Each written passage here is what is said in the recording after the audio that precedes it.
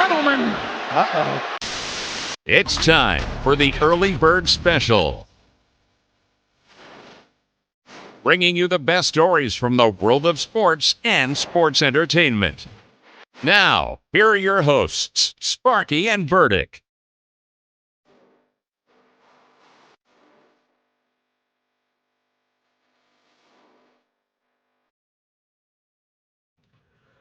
Well, good Friday morning, Bakersfield, surrounding communities, and everybody watching online on YouTube and Twitch. This is the Early Bird Special. I'm Chris Burdick. That is Sparky. Sparky, good morning, my friend. Good morning. Let them know what they're in for. This new camera view. Yes, I know, right? They can actually see your pretty little face finally. We'll talk a little Ace Bailey. Are we looking at a holdout, or is he going to show up? We'll talk about that.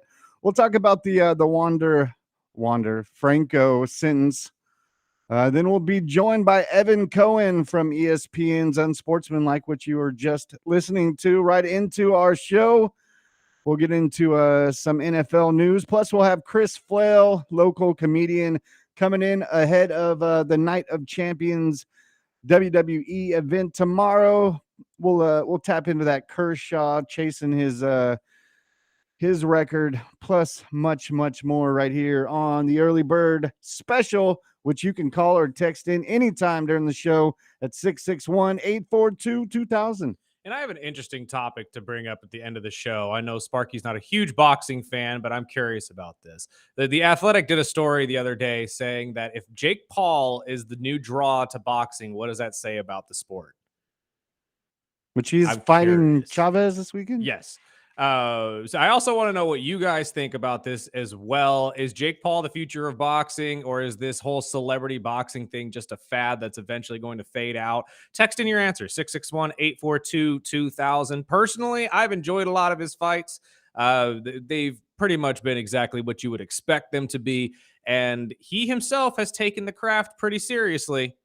So in a way, I feel like that should garner some sort of respect towards Jake Paul, but that's just my personal opinion. But let's start with this Ace Bailey situation. We did talk about it yesterday. If you watched the second day of the NFL or NBA draft, I apologize, yesterday, a lot of big name players weren't taken, especially guys like Marcus Sears from Alabama went undrafted amongst others. But the biggest story in question from this entire draft process has been and continues to be Ace Bailey, the number 3 prospect coming out of Rutgers, who denied, well, from what we understand, 2 teams now, because there were stories before the draft that claimed that he denied a workout with the Jazz as well. But he didn't work out for anybody. He didn't do anything pre-draft process outside of the combine, I believe, and very vocally shot down a workout with the 76ers. His agents, who, again, not a lot of experience, representing guys in the top 5. Last guy he had was Isaac Okoro, who no longer is with him. He moved on to a different agency. Is this a good thing for the young kid? I say no, especially when you come into this entire draft process holding the blunt of, I guess, the blame for Rutgers falling out of the tournament so early and all of that. And coming into this draft process claiming, well, I'm going to go where I want to go and where I think I'm going to be the most successful. And now everybody's big question is, Utah took you. You didn't even know Utah was interested in you, and they called you anyway, and they drafted you. So now are you going to show up on Monday? Are you going to show up for work? And honestly, I say yes. I don't think there's any indication that this kid won't show up to practice. And I like what the owner of the Utah Jazz and his mindset of all of this. So let's hear from him real quick. You know, all I saw was a kid who was humble. He was grateful. He was excited to be in the NBA. And I think that's all you can ask for from our standpoint. I mean, naturally, probably doesn't have a lot of experience out west here with Utah. That's our job, to go make him love it. I'm confident in our state. I know that, you know, he'll feel love like he's never felt before. People are fired up to have him. And reality is there's nothing that Ace and others can't accomplish here. Now, Ryan Smith, who owns the Jazz and many other teams in Utah, including the Mammoth in the NHL, which will, I believe, start up this year. I'm not 100% sure if they're going to be a expansion team this year or next year. But I want to present this question, especially to you, Sparky, because we talk about this a lot, but where you are drafted has a lot to do with how well you are going to be perceived, or at least your career is going to be perceived, and how quickly you're going to develop as a player.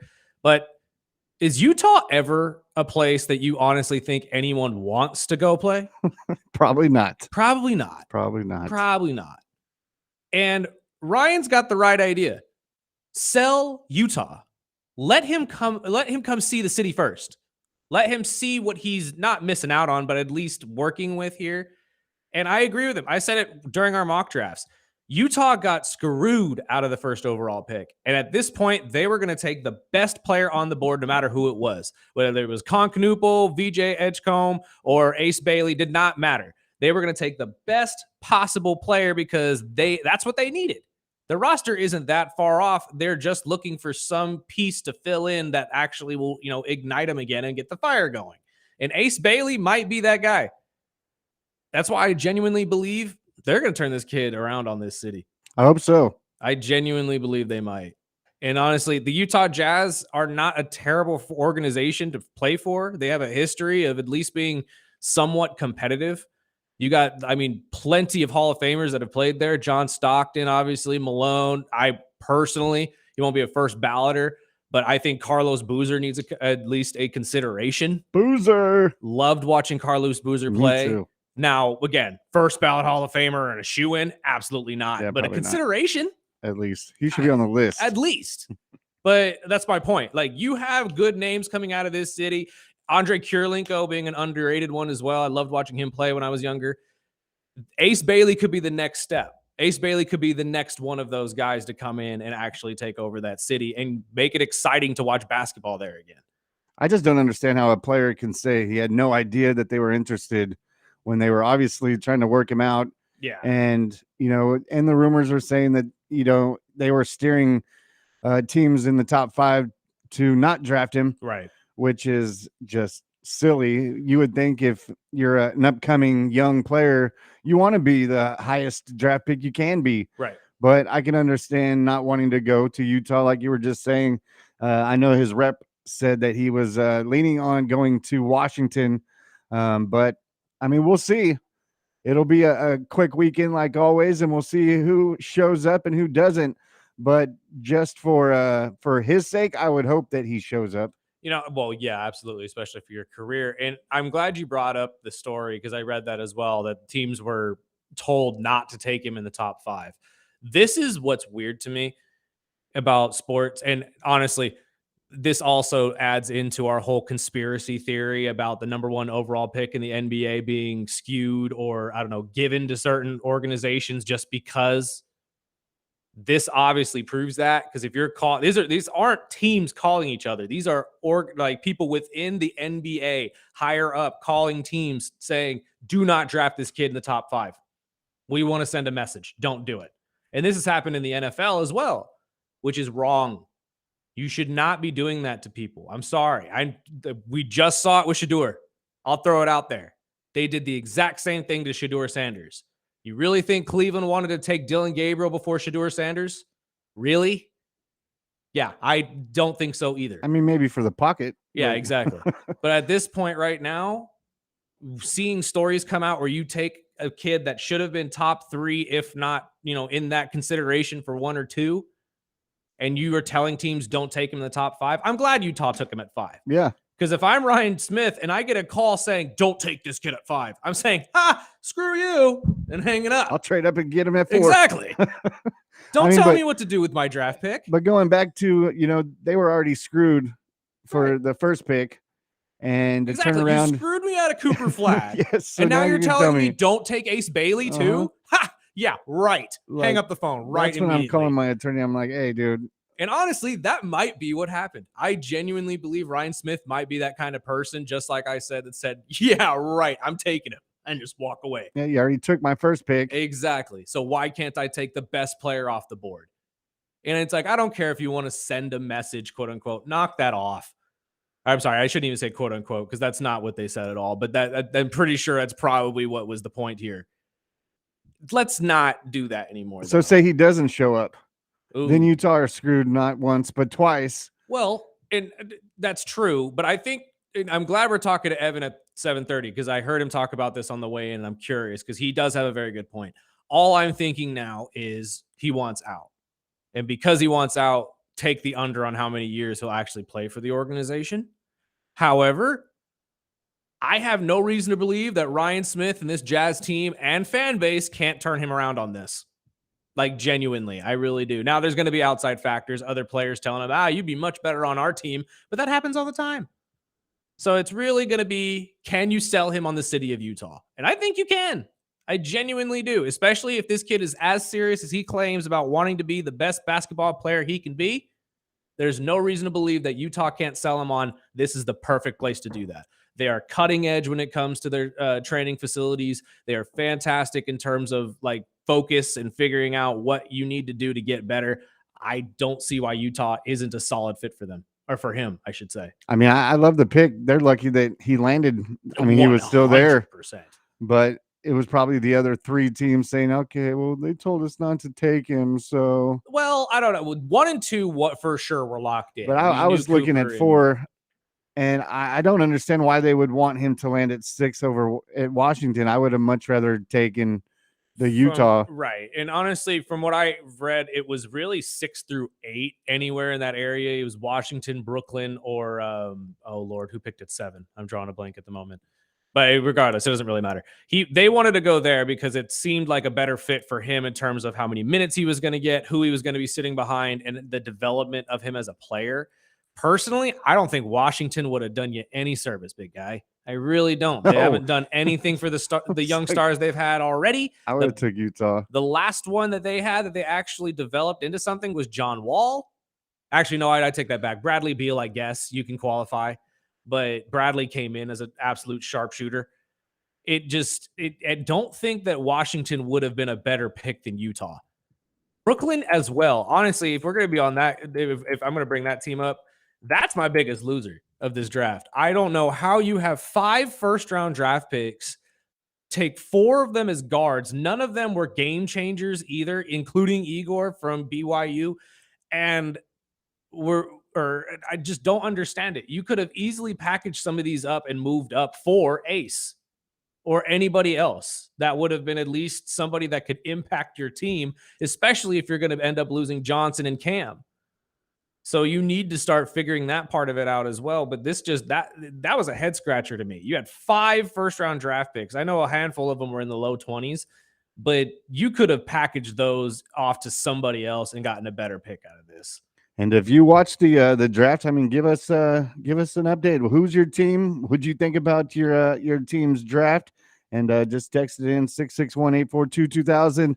Before we take a break, was there any surprises for you for day 2? Day 2, not necessarily. Well, actually, you know what? Yes, there were a handful of guys that I was surprised didn't get drafted. I talked about Sears already from Alabama, who's a fantastic player. I believe Caleb Love from Arizona also didn't get drafted. There were a lot of just really big name players in college that didn't really get that like decent look during the combine. But I also feel like it's because their teams didn't do very well in the tournament. And this draft was so stacked with 18 and 19-year-olds. Like, if you really look at the top 10, most of them were 19. 19. You know how unworldly weird that is to say that that I think about 8 of the 10, if not more, were 19 years old.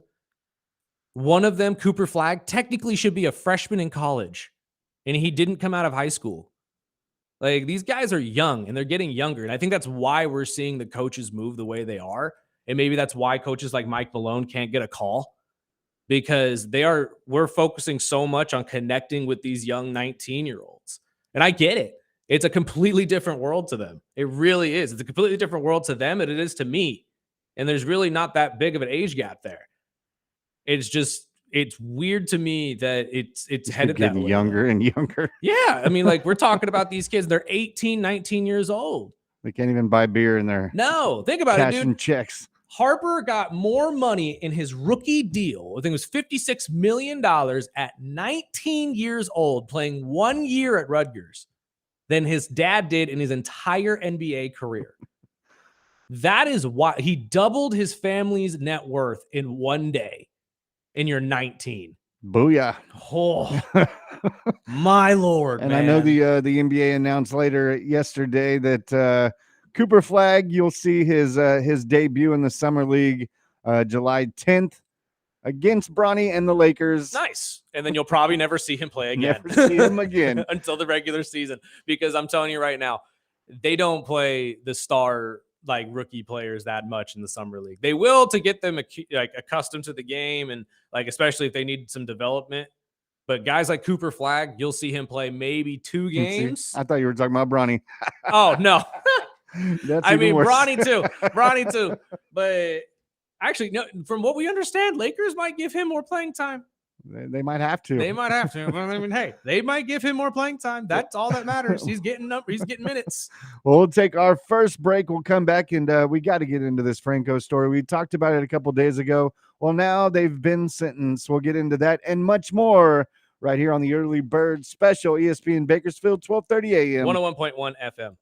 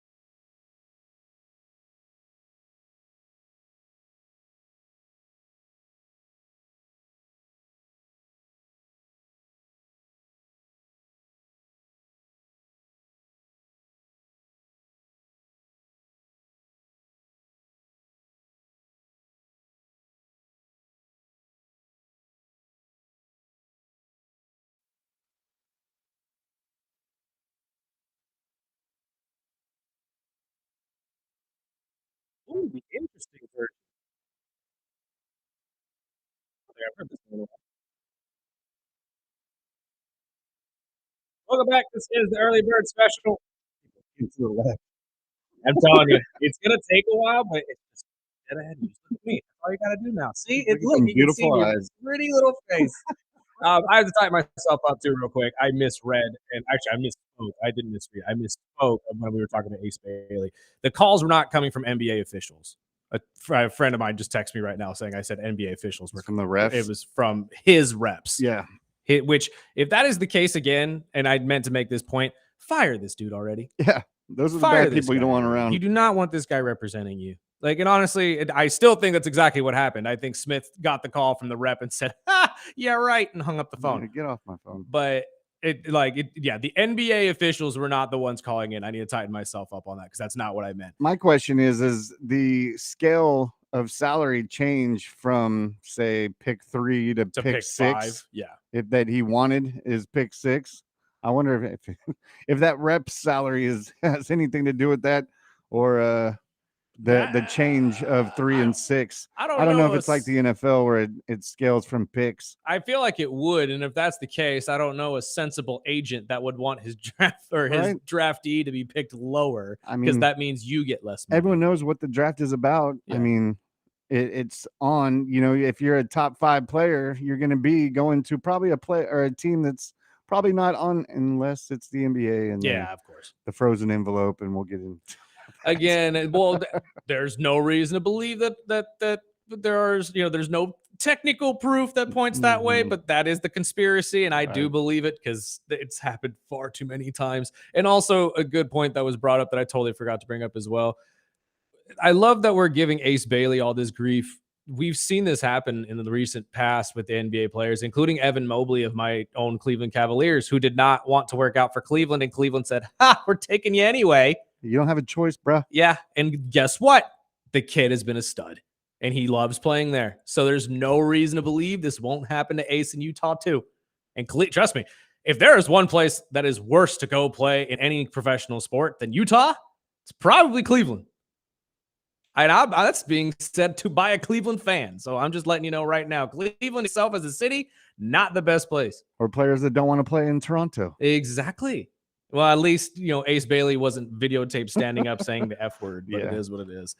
Let's move on to a little bit of baseball, though, before we get Evan Cohen in here, because former Tampa Bay Rays star has finally been sentenced. Wander Franco is getting 2 years for this entire incident of sexual abuse of a 14-year-old girl, in which he paid the mother to ridiculous amounts of pesos in order to be able to just date this girl. And again, 14-year-old girl. The mom is getting 10 years for human trafficking.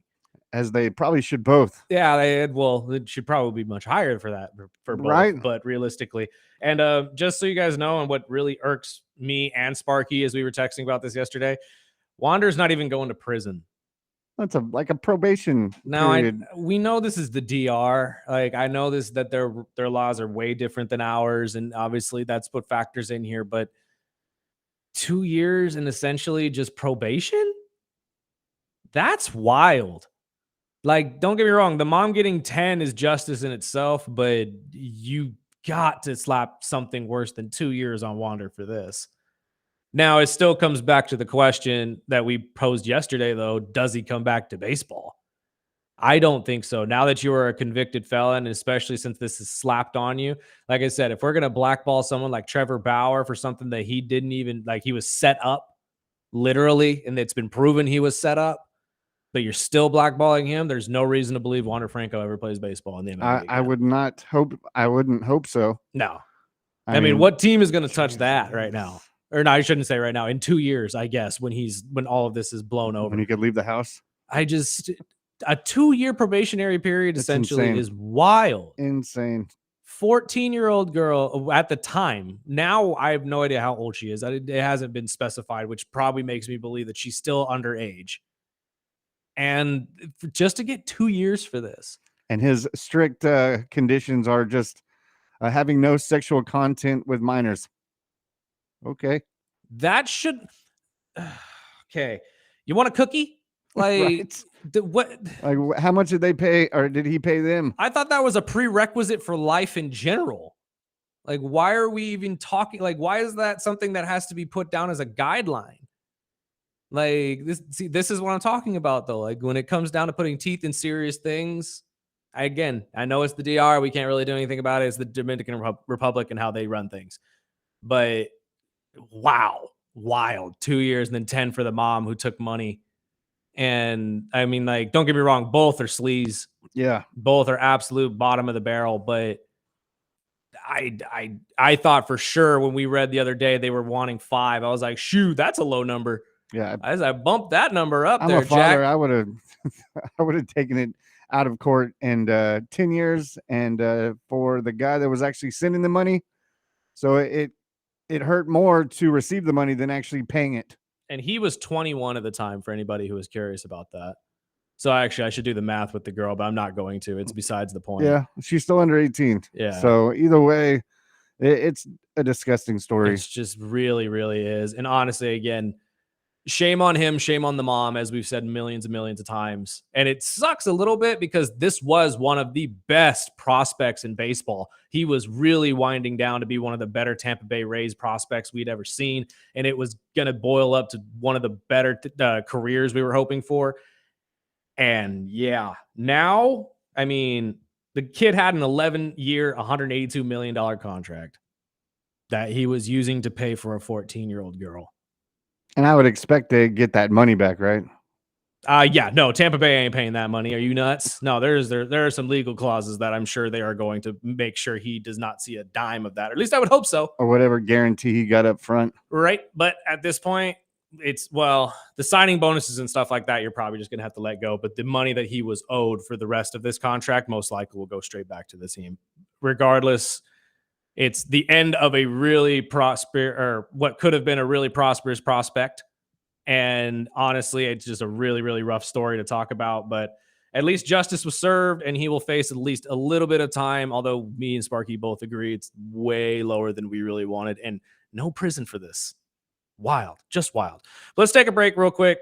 We got to pay some bills. And on the other side, we'll talk to Evan Cohen of Unsportsmanlike about everything in sports right now, especially Ace Bailey. I want to get his thoughts on this entire thing with Utah and his thought process on Giannis going to the Hawks. I'm very curious to see what that boils down to. This is the Early Bird Special on 101.1 FM, 1230 AM, ESPN Bakersfield.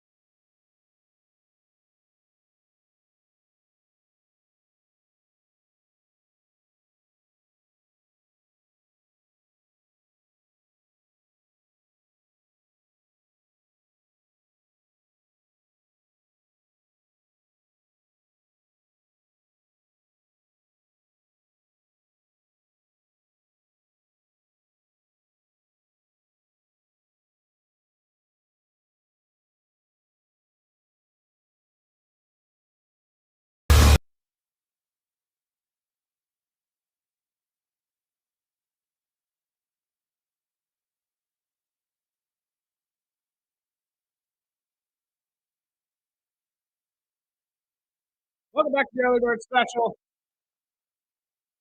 Our first special guest of the day is the co-host of ESPN Radio's signature show Unsportsmanlike with his co-hosts Chris Canty and Michelle Smallman, as well as you may have heard him all over Sirius XM on the Mad Dog Sports Network a couple years ago on NBA Radio. Evan Cohen joins the broadcast. Sir, how are you? Did I just get the John Cena intro? Is that Yes, what just you happened? did. Is that the John Cena music? We're pumped up here, man. It's not a Champions Weekend, so we're really into WWE on this show. Are you a wrestling fan? Oh yeah. So I have an 11-year-old son and a 9-year-old daughter, and my 11-year-old son is an obsessive wrestling fan. So it's gotten me back into it. We've gone to multiple events, and my kids go to summer camp, sleepaway camp, and so literally one of the things, we don't get to talk to them for like a couple of weeks, but there's an app that you can like write letters to them, and they just like the camp gives the kids the letters. Mm-hmm. And so every Tuesday morning, very early, I have to put into this app the raw results from the night before, make sure he is up to date on everything. Oh, and that's like awesome. in my letters, I'm literally writing yeet all the time. Do you believe in Joe Hendry? I'm all over the place with this. I'm Awesome. in on wrestling. You know what? So are we. We talk about it on the show, and actually, we have quite a few listeners that are wrestling fans around here in Bakersfield. So it's something that we've kind of just kept going with, and I'm glad that you're a wrestling. Do you have a favorite right now at all? Did you grow up with it? Oh, yeah, no, I grew up with the big time. I was obsessed growing up. I mean, I was in the Attitude Era, obviously, so Naturally. DX, NWO. I would always have debates as to what was better, the intro music, the regular NWO intro or the Wolfpack intro. DX obviously was phenomenal. I loved Macho Man growing up more than Hogan or Warrior. I then became a huge Shawn Michaels guy. And now I would say just from an intro perspective, Jey Uso, I think that intro is unbelievable. I don't know that he's good on the mic or good in the ring, but the intro is so good that it's awesome. And I've been watching Stephanie's Places on ESPN Plus with all the behind the scenes stuff. Cody Rhodes comes off as maybe the greatest guy ever. Right. So no, I'm in. Yeah. Let's talk wrestling. We can talk wrestling instead of NBA. I'm good on that. Well, we got plenty to talk to you about real quick, but What do you guys think about? Wait a minute. What? Now, let me ask you, I'm going to flip this. I'm going to do the interview. Here we go. What do you think about Goldberg being back and getting a title shot potentially? Do you like that or no? Oh, no. It's been a mixed review on this show. We have a guy who comes on every Tuesday to talk about it, and him and Sparky are both not very crazy about it. I grew up liking Goldberg. I'm a big, I love Braun Breaker just because he's essentially Goldberg when he was younger. Right. But, I mean, I have no issue with it. All these guys get retirement matches, right? So why not let Goldberg get one? All right. Do we like John Cena as a heel? Yes. I love this. I think this just is what hope we've been waiting for. I just hope it ends well because, as we had Tiffy on a couple weeks ago, and as she called me the vintage fan, I grew up in the 80s, so I'm a big Hacksaw Jim Duggan, Undertaker fan when he first came out. He took a shot when you said Ultimate Warrior. I'm not going to lie. He's got a tattoo of him on his arm right now. It's all right. As I grew up, I started to realize that he wasn't as good of a wrestler as I thought when I was 5 years old, running around my parents' house and beating up everything and shaking my hands like I was the Ultimate Warrior. But I do like the stories that Triple H is doing with the nostalgia with these older wrestlers, and we kind of saw how the crowd reacted when they brought out Hogan a couple months ago, and I know I've followed Goldberg over the years. I wasn't a big WCW fan growing up. So I'm not a big of a Goldberg fan, but I know he's been worried if he's gonna get some boos when he comes out. Well, do you guys think that the Cena angle ultimately ends with maybe Cena, Cody goes heel, Cena walks out as a face, and then that's kind of how it ends? That's exactly what we've been saying, because on this show we call him Cody Lander. I don't know if you're a Boys fan or The Boys on Amazon, but I think that's exactly what we're going to get, is just this better than everybody kind of persona from Cody at the end of all of this, once he finally just takes that belt off of him, or The Rock takes it off of him and we get another Rock versus Cody match. Or he finally sells his soul. Yeah, at some point. But I don't know. Wrestling can go anywhere. That's the beauty of it, right? I mean, that's where these storylines kind of get fun. I'm looking forward to this show. A lot of people don't like this, the traditional wrestling fans. that the show they're going to do on Netflix, where they're going to reveal all the behind the scenes stuff of the writing. I can't wait for that. Same. I am a big nerd when it comes to that. I want to know how all of this works and how the stories get written and stuff like that. That was one of my main questions I wanted to ask you after you said you're a DX fan. How do you feel about knowing now that, I mean, you grew up with DX, Triple H, and Shawn Michaels obviously being who they were, and the, you know, rage against the bosses kind of mentality, and now they run the whole thing. How do you feel about that? I actually think it's great, because I think that Triple H clearly has shown an appreciation, and Shawn Michaels has shown an appreciation for this unbelievable, iconic sports entertainment brand. Right. And they've evolved it in a way that is so mainstream now. It's unbelievable. Like, you know, we normally do things on Friday. We didn't do it today, but we normally do things on Fridays on our show on Unsportsmanlike 3A to 7A, as you mentioned, here in Bakersfield, that we have Michelle Smallman, who was not a wrestling fan growing up, reviewing random wrestling matches and talking about it on the air because it's her intro to wrestling. Now, think about it. We're on ESPN Radio in Bakersfield. We're on ESPN Radio all across the country, on ESPN TV and ESPNU. Like, that is as mainstream as you can get. And I think we're at a point now where if you're not somehow, some way incorporating the biggest stories in wrestling into your shows on a national level, McAfee obviously the king of it, I think you're kind of not doing your job. And I think that's all as a result of Triple H and Shawn Michaels. I think they have done it in a way that has embraced the average everyday fan. And yeah, sure, they were against the bosses, rage against the machine kind of thing.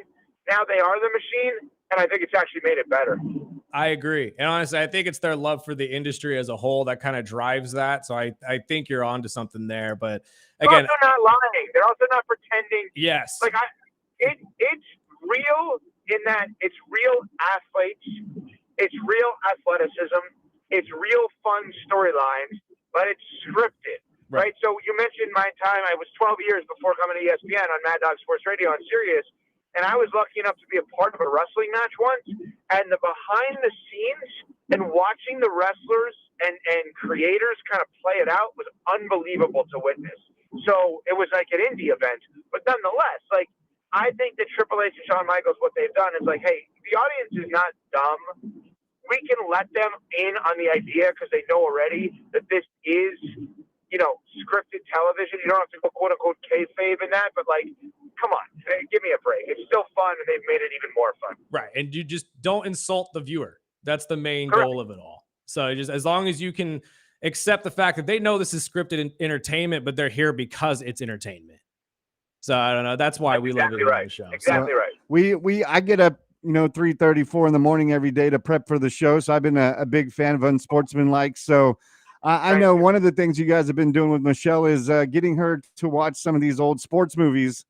So it's been cool to collect, going back, and I'm talking to my wife too. It's like, you didn't see this, you didn't see that. But one of the things I was going to bring up, we're actually about to move into our new studio. So how's the new digs? Yeah, they've been great. It's such an unbelievable building that Disney and ESPN has put together, and it's like, we were at this place called the Seaport prior. And at that location, there were 3 shows at that location. It was Get Up with Greeny, First Take with Stephen A. and Molly, and then us. And now we're in this unbelievable new building, and it's Good Morning America. It's Mark and Kelly. It's ABC News in New York, ABC News in like, it's just unreal, the level of security, but also like it's just the coolness factor of being in a brand new studio that is there for us, much more space. It's a different world. This was literally, I'm driving home right now from our first week there. So I'm still trying to get used to where to park, where I can avoid paying for parking, which is always a big thing in New York. So, no, it's been great. It's been great. And you need all that space with Chris Canty sitting next to you. Dang. He's not small. 6'8", 330, and he looks every bit. He's not fat. He's just an enormous man. No, absolutely. I've always thought that, even when he was playing football. So it's like, I cannot imagine having to sit next to that every day and look up. It's like, okay, hi. But let's talk a little basketball with you real quick. We played your spot yesterday, or your clip, about you bringing up how Giannis could be headed towards Atlanta. what brought you to that conclusion? We on this show, at least pre-draft, thought for sure he was headed for San Antonio. I thought at some point Milwaukee was going to make some sort of move to get that number 2 pick or 14 if they had to go low. But what makes you think that Atlanta now is the front runner? Right. So, okay, let me try to do this step by step. So, first of all, I want to just be 100% clear. I do not think that Giannis is going to leave Milwaukee. I do not think he's going to play on another team this year. I think he is going to be on Milwaukee now, and I think he's going to be on Milwaukee later. Period. Next sentence. I'm in the minority on that. There are a lot of people that believe otherwise.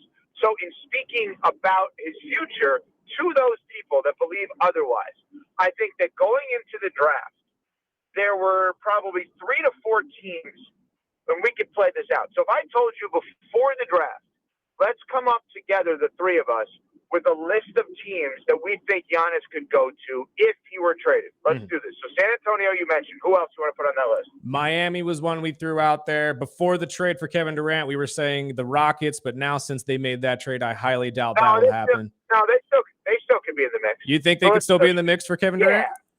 Oh, yeah. I'm sorry, for Giannis? Sure. So San Antonio, Miami, Houston. Anybody else you want to put on that list? That's really the short list. We were kind of dancing with the idea that maybe Chicago makes a move, but I'm not sure cap salary wise if that would work out. But I guess if you need a 4th, we'll throw Chicago in there. Okay.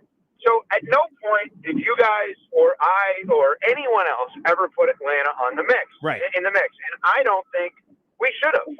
But they did something on Wednesday night that to me makes them an interesting team to keep an eye on. They made a trade with New Orleans, which New Orleans made one of the worst trades I've ever seen a team make, move up 10 spots in the draft, and give up an unprotected first-round pick next year. Now, that unprotected first-round pick next year is whichever pick is the higher pick, closer to 1, between New Orleans and Milwaukee. So play something out. If Milwaukee were to trade Giannis to any of those teams that you just mentioned, and Milwaukee were to get significantly worse as a result, they don't get the payoff to be bad, which is their own pick. Right. But if you trade him to Atlanta and you get last year's number 1 overall pick, Zachary Risache, you get Jalen Johnson, who's on a 5-year, $150 million contract, a forward who's very good, and you maybe get a couple of other pieces, what you also get is your own pick back or that pick of New Orleans. And they're not going to be very good, we don't think. So I added Atlanta to the list only because it allowed Milwaukee to get their pick back, and Atlanta had good players. And you also have to find a team that after you trade for Giannis has enough left to be good. Well, if I present you a team hypothetically that has Trae Young, Giannis, Kristaps Porzingis, and Dyson Daniels, who was only a Defensive Player of the Year candidate this year, that team's pretty good, is it not? No, that's a very good point. That's honestly, I see your reasoning now too, because that would make a lot of sense for Atlanta, at least strategically, to try to get some draft capital. Correct. So I don't believe Giannis is going to get traded. I just believe a front runner could be, if he were, the team that controls the Bucks draft pick for next year. God, and you know what? That's a really good point too. And the team up of him and Trae Young is very interesting to me. I think Giannis is somebody that's at least humble enough that he could play with dang near anybody on the court. And we have yet to see if there's a star that could actually play with Trae Young and they can mesh together. So that might not be the worst tandem in the NBA to actually try out. Yeah, and Porzingis makes sense next to Giannis simply because he wants to play away from the basket at times. Right. And obviously, Giannis wants to play near the basket. Absolutely. And honestly, I was just thinking San Antonio because the ability for Giannis to step in and really just teach someone like Victor Wembanyama, who essentially is coming in with the same body build, but with way more, I guess, I can't remember the word I'm looking for here, but like just the ability to. His skill set is Wemby's skill set. Yeah, there you go. Thank you. I don't know why I dropped significantly better than that of Giannis's upon arrival into the league. Giannis's physicality at this point and his ability to get to the rim is obviously better than that of Wemby's at this point comparatively. Right. And one last question before we let you go. We have to talk about this Ace Bailey thing. I heard you guys talk about it this morning. I know you're in the corner of if I'm Utah, I'm thinking this guy hits the under because he doesn't want to be here. I am a Cleveland Cavalier fan, or at least I grew up that way. And the whole Evan Mobley situation is what reminded me of what was going on with Ace Bailey, with Evan saying no to Cleveland and Cleveland saying, well, we're taking you anyway. So do you not kind of believe that the same thing can happen here with Utah and they can kind of turn Ace around and make him love the city of Utah? Or the state of Utah? Cleveland, or you're a Cleveland? No. I'm just living in Bakersfield. I'm a Cleveland. I'm a weird fandom here. Trust me. I grew up loving. Oh, trust me. I'm weirder. I promise you. Miami Heat, New York Mets, and New England Patriots. You can't get weirder than me. You know. Well, I'll try to one up you here. I'm over here. I'm a Dolphins fan in California. So you're talking to a Phillies fan, a Cavalier fan, and a Falcons fan. So. It doesn't get much more weird than us. Cavaliers, and what was the other one you said? I cut out for a second. I'm sorry. Atlanta Falcons. Phillies, Cavaliers, and Atlanta Falcons. If you put it together, my favorite color was red when I was a kid, and I kind of just ran with it, and I just fell in love with the teams growing up. I mean, I grew up during the LeBron era, so it's easy to love the Cavaliers during that. Falcons, I had Michael Vick and Matt Ryan. And Phillies, I had Ryan Howard in the hopeful championship with Bryce Harper. So we're kind of moving towards that. Okay. But again, see, that's what I'm saying. So the Ace Bailey thing is this for me. So I don't believe Ace Bailey's camp, and Ace Bailey, the forward out of Rutgers, who's now with the Jazz, 5th pick in the draft the other night. I don't believe they made enough of a mess going into the draft, and I don't like to encourage people to make a mess. I have 2 young kids, as I mentioned. Right, when they throw a tantrum, that's not fun for my wife and I as parents, right? But sometimes when the kids throw a tantrum, you give in because you don't want to deal with it anymore. I don't believe that Ace Bailey really threw a tantrum. If he wanted to be on a certain team or didn't want to be on another team, I can't believe I'm saying this. He should have thrown a tantrum. He didn't. So if Utah happens to be a team he doesn't want to go to, which he has not said that, he just hasn't shown up there, he should have thrown more of a tantrum to guarantee and ensure that he would end up in the team he wants to go to. Now, that doesn't mean that Danny Ainge, the general manager or the president of Utah, would have given in. It means there probably would have been a better chance of him giving in and not drafting him or someone else trading up to get him. So now Ace Bailey's in a spot where I think basketball-wise, it's a good spot for him. I don't know if he wants to be there, and we're going to find out by Monday. I can tell you guys this. Right now, it's a story. If he doesn't show up on Monday when they're all supposed to be there, it's a huge story because you have a top 5 pick in the draft who just doesn't show up to the team that drafted him. That becomes a monster story in sports on Monday. What do you think the over-under is if he does or doesn't?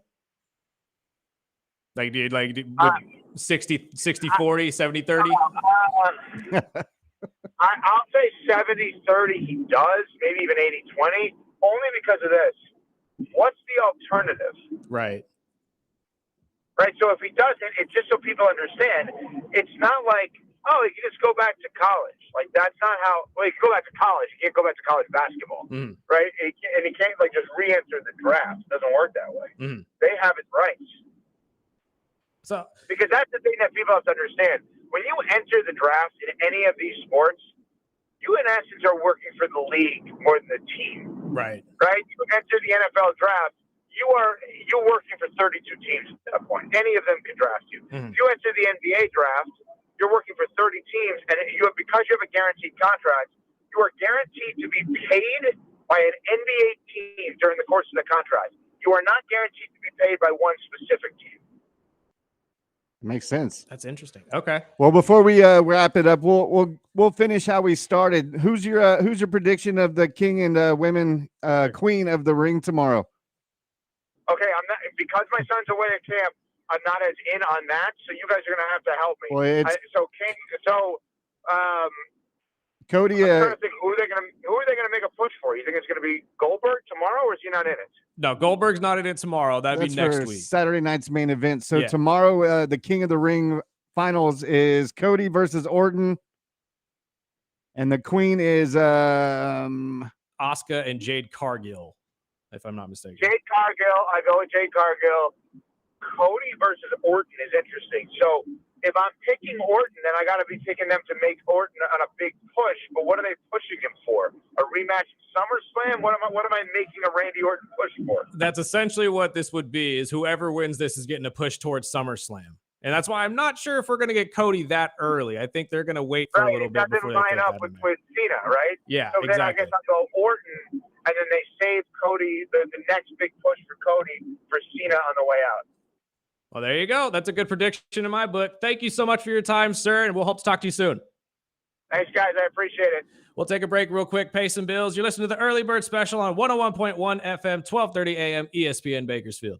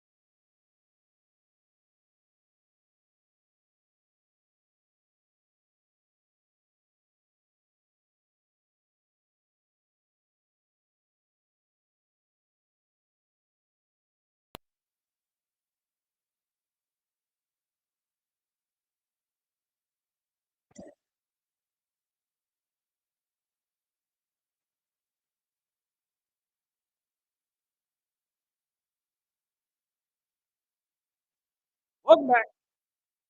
This is the Early Bird Special right here on ESPN Bakersfield, 101.1 FM, 1230 AM. Also, go find us on social media. We're on TikTok, YouTube, Twitch. You watch us every single day, live video-wise.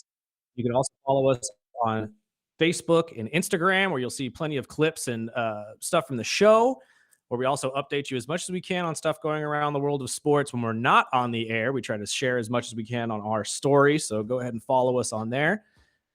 One of the cool stories we're going to talk about on the other side of the break, Clayton Kershaw. So close. So close. But he's about 3 strikeouts away from 3,000 strikeouts. And honestly, you're not talking to 2 Dodger fans, but both of us are hoping that he breaks that. And honestly, it'd be really cool to see him break that in Dodger Stadium. That stadium is going to erupt in the next time he's on the mound. So it's going to be really cool to see. So I would watch out for that. I believe his next start will be sometime early next week. We got to take a break, though, real quick, pay some bills. This is the Early Bird Special. And like I said, go follow us on all social media, YouTube and Twitch included. You don't want to miss it. We'll be right back after this break.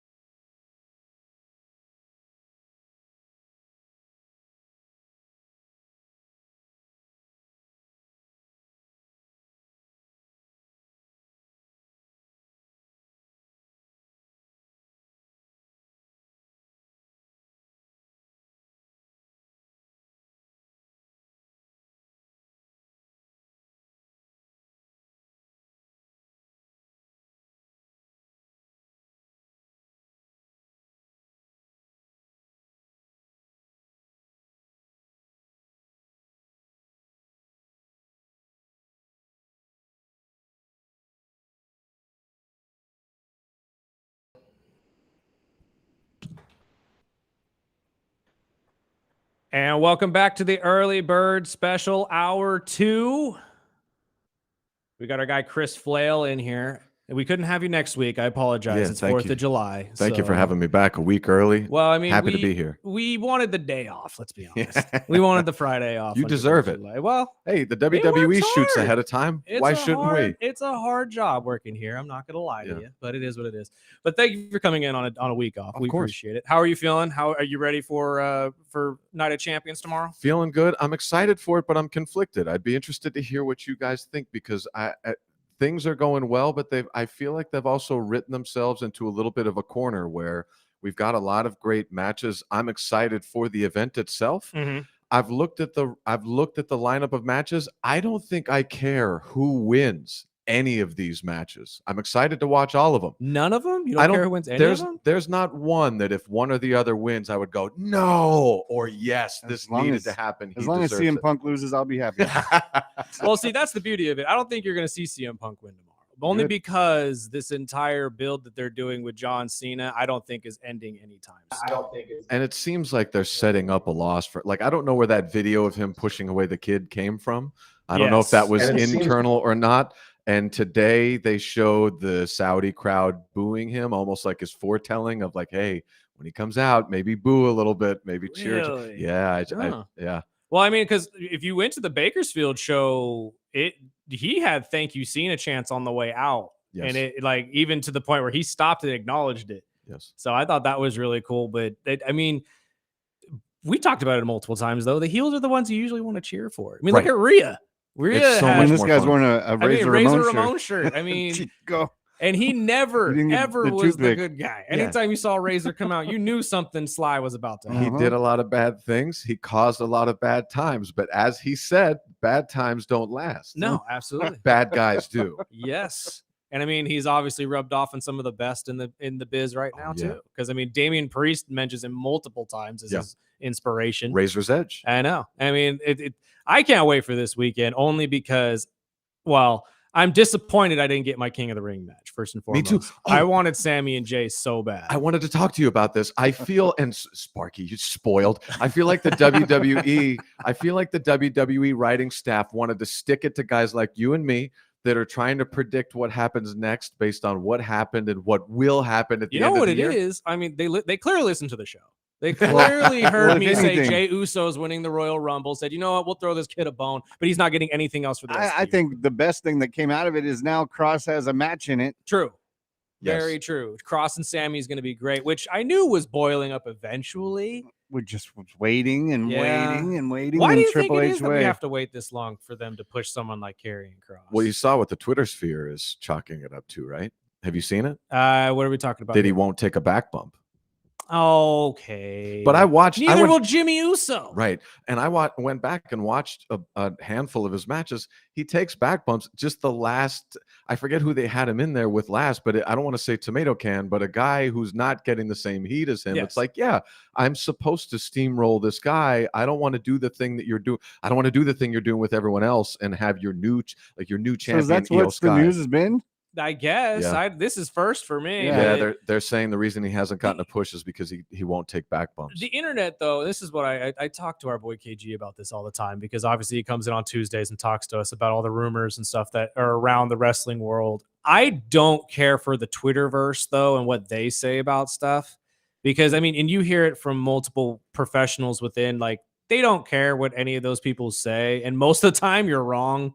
Yeah, and you can't trust it. There's the botosphere that Yeah, that you it's have no like- idea what's legitimate. Oh, as a wrestling fan, you can kind of You could go deduce. through them and go, okay, this one sounds a little bit more realistic. And Yeah. before we get into Night of the Champions, I meant to pull the clip, but I was listening to the new Cody show Yes, Cody and Kevin. as he was talking to Kevin Owens, and Kevin Owens goes off and talks about, you know, the spray tan of Braun Breaker. We were talking about this during the break. Actually, it's funny you bring that up. So, I thought, have you actually watched the interview? Did you guys I watch the whole did. thing? I watched all of it yesterday. I thought it was hilarious. And Yeah. all of these interviews that Cody has been doing on his YouTube channel, I think the show's called "What Do You Want to Talk About," What do you want to talk about? which is used to be his tagline. He hasn't actually done that Not in a while. Now Not that in a I'm while. like thinking about it, but he's done interviews with Damian Priest now, and this Kevin Owens one was hilarious just because they're taking shots at wrestlers with spray tans and Well, stuff. I got to say, I think he's right to a degree. I think I thought it was cool that Evan mentioned Hollywood NWO and Hollywood Hogan. Yes. Hollywood Hogan, I think,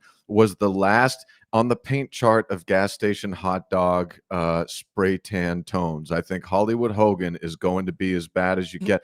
But Bronze is pretty bad. That's I'm what a I'm saying. huge Braun Breaker fan, and Bronze is pretty It bad. looks like you need to adjust your television set when A he little comes bit, out. especially Yeah. when he puts his hands up and you can clearly see the underarm He is didn't two get the completely underarm. different tones. And at first, as a content filmer, I know how hard lighting can be. So when I first saw him, I was That's like, what I'm boy, saying. it It's like- really is tough, isn't it? If they struggle, who am I to sit there and say that I could fix it. Like, Well, I don't know. he also got into the wrestlers that will shave or trim and they just leave the trash in the. Everywhere. And he said, I love Kevin Owens, and so it was kind of cool just to see him back in. Honestly, I'm watching this interview. I've never related more to a person in my life. Like, me and Kevin would probably be best buds in real life just because that's exactly how I am too.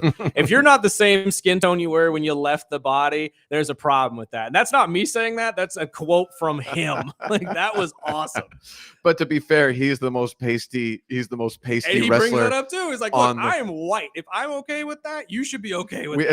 It's like, oh, but also granted, I get it. And again, Braun Breaker, I totally agree. But if we're looking at a wrestler on the roster who's leaving some meat on the bone, literally and figuratively, as far as personal maintenance goes, we know, Kevin. Yeah. We know Well, you're not going to Seth- spend any time in the Well, it tanning also booth. set up the podcast episode from The Undertaker this last week, where he was saying that Braun should be the only one that does the spear, and that everyone else should stop doing it because. Look though, but see, that wasn't even his original Oh, yeah. finisher. Yeah. Like, technically, his original finisher was the military press into a gorilla press, and then he also had the Steiner recliner for a while, which he hasn't used in forever. What was like the big guy that they just released recently that Braun Strowman. always ran around the Braun ring? Strowman. And I mean, a lot of the wrestlers, I mean, Uso, Yeah. a bunch of them do the spear. Right. And even with The Undertaker, a lot of his moves that he did the final 10 years, that wasn't his finish when he Right. started. And actually, this is an interesting thought process I had while watching Raw, though, that I'm going to bounce off both of you, since both of you have been watching this too. Is Jey Uso becoming the guy who just steals techniques from people? How he did Cody's. Well, think of it this way.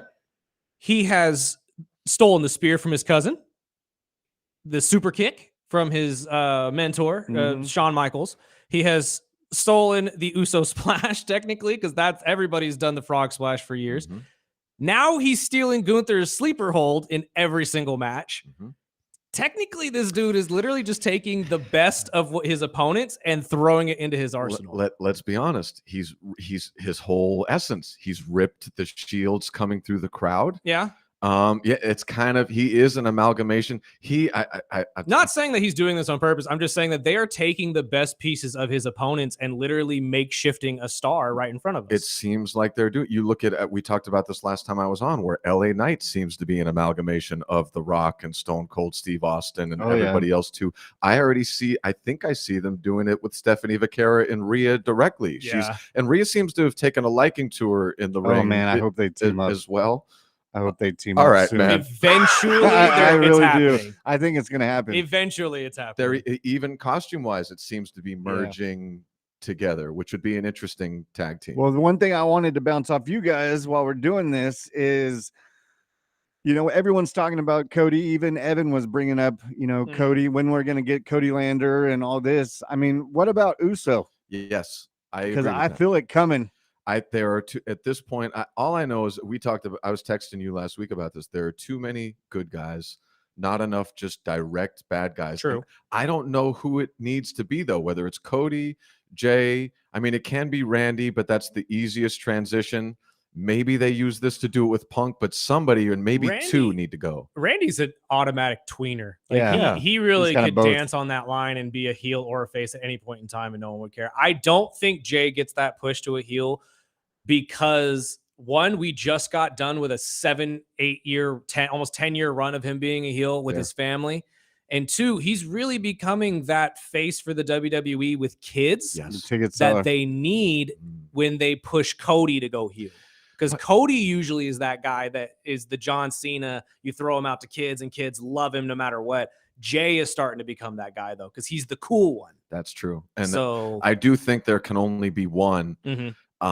but we may see a Punk turn further heel, because he can make, the great thing about Punk as heel is he will make you hate him. Yeah, oh yeah. He will do it Dirty Dom style. Whereas I think, Do you think he ever is going to get that bad though? Because Dom was at a point where he couldn't talk. right. Like literally, people were booing him out of stadiums. That's how much they hated him. I think he's willing to do it though, as opposed to, I think if we get Cody Lander, same thing as Seth Rollins, it's bad guy with a wink and a nod of like, I'm bad, but you still love me. Yeah. Well, I think it's almost set up perfect now with the Cena and CM Punk feud and how he is bringing back the old stuff. It's almost setting up for. I mean, I'm hoping he gets booed out of Saudi Arabia as well, but I think it's almost a perfect setup because CM Punk has kind of played that role several times. Yeah, and I just don't. If I in a month, if I'm talking about I'm liking CM Punk, I need to stop watching. Well, again, we've already turned your thought process around on Randy. Yeah. So don't think this that isn't was going just to in the happen last eventually. week. So by the way, you nailed the predictions on Raw last week. Like I said, Yeah. we were in the same lines of who's going to be King of the Ring because of what makes sense, and they keep seeing Sammy's going to get the title, and you just went, I'm going to take the two biggest guys on the football team, and you nailed it. That sets up perfect because now I'm a little bit lost on Night of Champions because now they have I mean, just to start with the final matches is Cody and Orton. Right. I don't know which one they can go with that Me one. neither. I have suspicions about the women's one. Sorry. No, I'm sorry. You're good. No, go for it because I have my thoughts. But the women's one, I think we're getting Jade Cargill so that she can get a title shot and win, so that Naomi can cash in Money in the Bank on her and lose for the first time in women's Money in the Bank history. That honestly makes a lot of sense because I was saying the same thing last year when it came to Tiffy. And they've already built up this rivalry-esque thing between Jade and Tiffany. Now it's more of a respect thing, but I could totally see Tiffany losing it at SummerSlam after having it for a good amount of time. And then this finally being the first time a woman is unsuccessful at cashing in their Money in the Bank. And see, I'm going the opposite way because I'm thinking with, and I'm going to screw up her name like I always do, but I think it's going to be Asuka. I always mess it I hate up that too. spelling. But I like that one because I think if she wins, it'll be perfect with her and Io. That would be great. They were with building Liv, that on Monday. And with Liv out, it kind of screwed up the Io story. So I think they're kind of pulling from straws to kind of see what we can do with Io. Speaking of, what do you guys think is going? Do you think Io is injured, or they're just protecting the No, storyline? I think they're protecting the storyline and giving her a break because, again, there are long stretches where we see nothing but these champions fighting each other. Mm-hmm. And I think that just after a while, much like Dom right now, I think that the Dominic Mysterio thing is more than likely he didn't want to go to Saudi. And I get it. Yeah. I 1000% get it. Although I'm doing a skit about this as soon as I get home. Are you really? I think they're completely safe because regardless of any conflict, what nation would make the dumbest move they could ever make and do the one thing that would guarantee to cause a military alliance between the United States and China is to harm a single hair on John Cena's balding head. Well, I did talk to a friend of mine that actually lived in Saudi Arabia for years, and he said where the arena is centered, he said it's the safest place out there to be there. Yeah. And he said, one, that it's not a target, and it's because of we've already got troops all around that area that he doesn't think it has anything to do with that. But besides the women's match and the Cody and Orton, we also got Rhea and Raquel, which I've been waiting on for as long as I came back. Honestly, this is a match that they've had in their back pocket for a long time because this is two of Triple H's girls. Yeah, he knows these two can rock together. So I think this is one of those matches at the end when Liv got hurt and they were like, "Oh Lord, now we have to pivot." Paul probably stood up and said, "I got it." Yeah. Rhea and Raquel, match of the night. out there. Match of the night. Do you think it leads off the event? Which, by the way, WWE, when I got back into it, has changed the way I looked at booking shows now because I forget what the first pay-per-view event I watched was, but it was a revelation of like, oh, they put the second best match first. Yeah, the headlining match is at the end, but the next best match opens the show. I was like, that's brilliant. Why don't I do that? And actually, what's funny? And everyone gives me grief when I bring up video games and when they connect it to sports. But I'm telling you right now, if you play Madden, 2K, any of those games, it is so dangerously close, at least strategically, to what they actually do in real life. And if you play the WWE 2K games, they actually teach you that. Oh, really? They teach you that the best shows that you, or the best matches that you should have in your show should be the opener, the closer, and the one dead in the middle. Wow. Because the Brilliant. opener is the one that sets the tone. Keeps them watching. The middle one is the one that keeps them watching, and then obviously the main event is the main event. So it makes a lot of sense why you would build it that way. That makes, and conventional wisdom, what everyone else, what I did for 10 years before seeing this was you start with the most beginner and you build towards the end. It makes so much more sense to do it that way. That's why the vast majority of the time, like Money in the Bank, you'll obviously have the Money in the Bank matches do beginning and end. Or, you know, in this one, in Night of Champions, you'll probably see Queen of the Ring start and King of the Ring end it. And then we'll probably get Raquel and Rhea in the middle. Right in the middle. Yep. And see, I think Raquel wins it, but I also think the new girl, what's her name, Roxanne. I think Roxanne comes out to help her, and I think Stephanie Vaquera comes out to help Rhea, and we see the four all in the ring together. I'm all for that, and I think that you're onto something there, especially with Roxanne coming in and having something happen there, because this could set up a tag team championship match between the four of them. Well, after Raw, with them hugging at the end, I was like, okay. Yeah, but now I'm upset because I was really excited to see Roxanne Perez and Finn Balor and all them break off and be the Bullet Club. It'll happen. Not have It'll happen. Well, no, because now we're gonna have Roxanne probably have the middle. It's like, well, I can't leave the crew. Right. Like they've brought me in now, and Judgment Day likes me, and I have to stay here. And I'm like, no, leave with the Bullet Club. Right. Let's make this more interesting. Exactly. Like I don't want that at all. Let Finn Balor break out and be I do a Finn Balor impression that I just say Finn Balor for every word that he's. What about the Cross Sammy win? We think Cross pulls that one? I think so, just to push Sammy heel. You think so? I think we're getting Saudi. I think so. Wow. What better place to do it? In his second, but are they gonna boo him if he turns heel in Saudi? I don't know that they will. But well, see, I don't know if you're gonna get him turning heel directly at Night of Champions. Because if you do, what is he gonna do? Like, how is he gonna do this? Because are we gonna get a double turn where he does something to Karrion and now Karrion's a face? Because clearly the WWE universe loves him. Yes. So you want to capitalize on that. Right. Best way to do that is to make Karrion Kross, although a dark face, but a face. I was going to say my prediction is that and it looks worse for this prediction. I've had a tough month in WWE predictions, but I think this is the one because of the rivalry with Seth and Sammy. Seth's crew, I will predict, comes out to help Karrion. Karrion at least soft joins Seth's that would be regime. Awesome. And they finally get their woman to add to the league too. I mean, I don't see it, but I would love it if it did happen. Honestly, that would be an interesting one. And actually, I'm glad you brought that up because I was going to bring this up during the show. And I kind of want to start doing fun segments with you guys and stuff. So one of them, especially with the wrestling fans, was what's the wildest prediction that you're going to have for this weekend? It doesn't need to happen, but what's the wildest thing you can think of that could change up these storylines and make it a little fun for you? So if that's one of them, that's an interesting storyline. I just don't know if Karrion is going to join that crew. I've got crazier. I don't think he fits. I think he's got too much of backing to jump into Seth's drama, and he's already building his own thing. But I would love to see it. But I would rather see the Wyatt Six come out somehow, some way, and get involved with Cross, whether it's against or with. I think you're going to get that next week.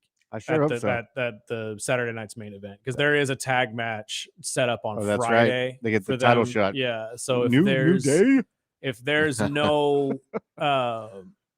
there's no interference or anything during that match, I'd be shocked. Well, the other two matches, we've got Jacob Fatu and Solo. Yes. I would love to see Solo win this.